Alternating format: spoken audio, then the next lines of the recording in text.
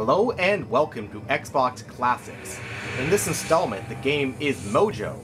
Mojo was released for the PS2 and Xbox in 2003, developed by Farsight Studios and published by Crave.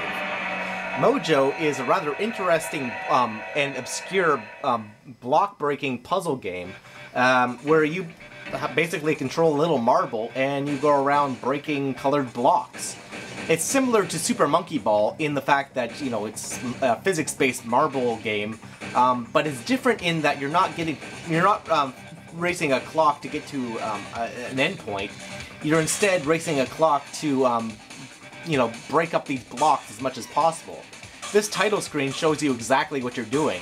You go around for each color and you find these colored blocks and you break the blocks with the same color. So alright, so let's get it on, right? The controls for this game are very simple. You just move left stick or the D-pad to move the marble around, and you move the right stick to control the camera. You can use the action face buttons to give your ball a little boost. And your ultimate goal is to break all the blocks as quickly as you can. Now, just like Super Monkey Ball, the game does have momentum, so the harder you throw the analog stick, the faster your marble will travel in that direction. You have to be careful because there's not always guardrails to prevent your ball from falling into the infinite abyss of space.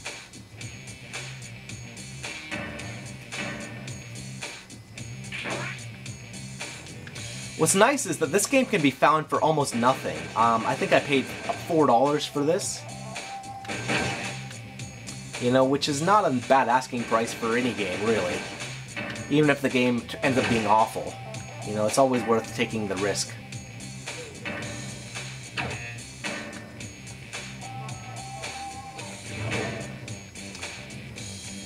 Having never heard of this game before, I was pleasantly surprised in how good it is.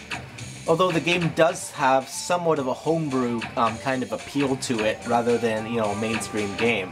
It's easy to see why this game got lost in the shuffle and isn't really remembered.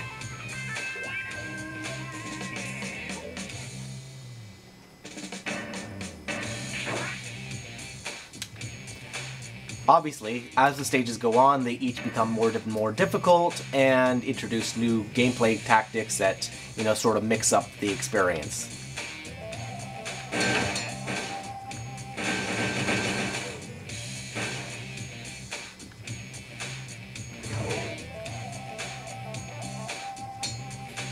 There's 100 stages in total, and there's also a level editor, which allows you to create your own levels. You know, I like it when developers add in level editors, even if I've never ended up using them. You know, I just like the fact that they're there. Alright.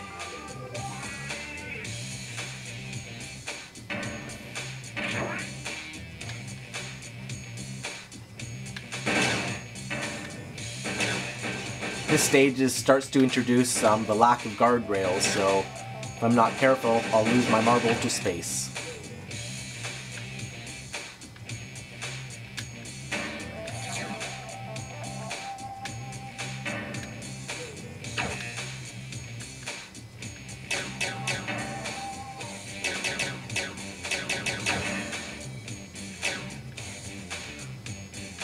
This kind of game is great because you know, there's an equal balance between risk and reward, because you want to be, you know, doing it slow enough where you can really control the trajectory of your marble, but at the same time, you are racing a clock, so, you know, you want to be doing this kind of thing as fast as possible.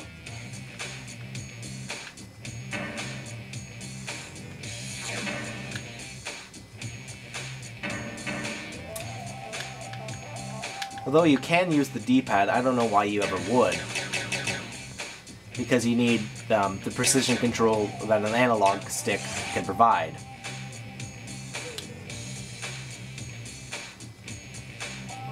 I'm not especially talented at this game, but, you know, I'm not awful at it either.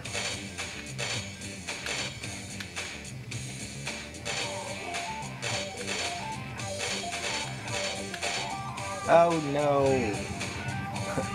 As I say when I die. Alright.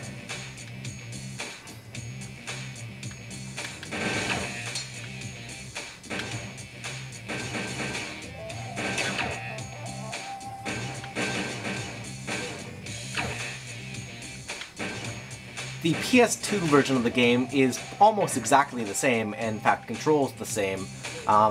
Main difference between the Xbox and PS2 versions is the Xbox version supports 480p, and thus looks decent on a HD TV, whereas the PS2 version doesn't.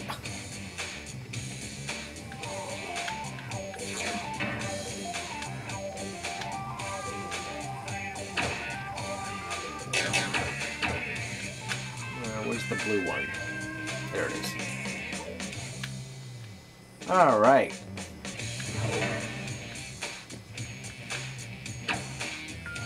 Overall, the game is not overly exciting, but, you know, it's a simple puzzler.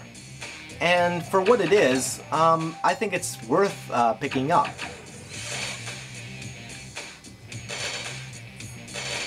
You can only break these ice blocks after you've taken out all the colored blocks. I think I'll do one more stage.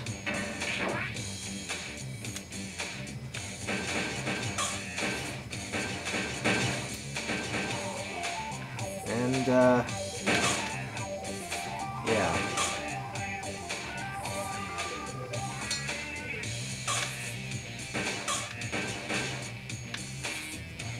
Gotta love this generic music.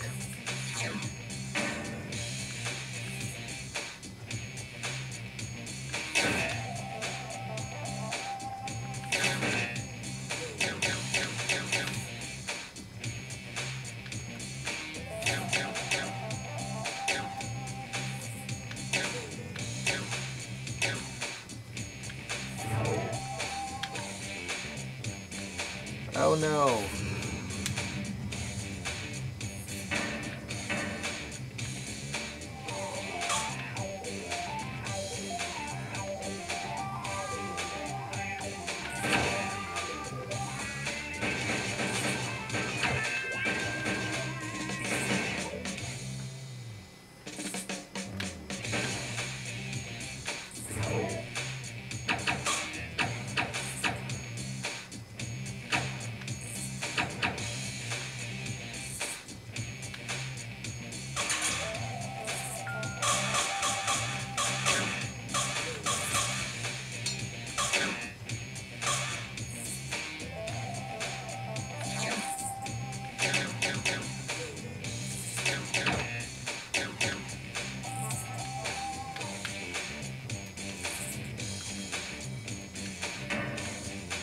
Oops, yellow.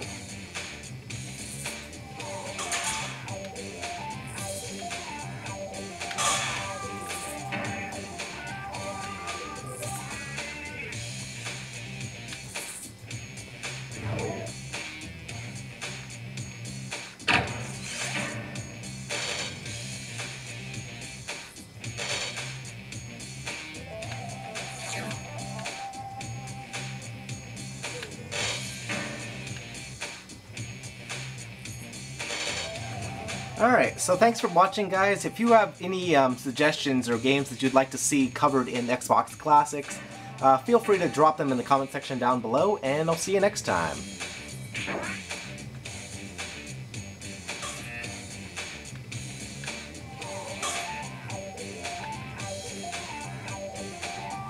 Whee!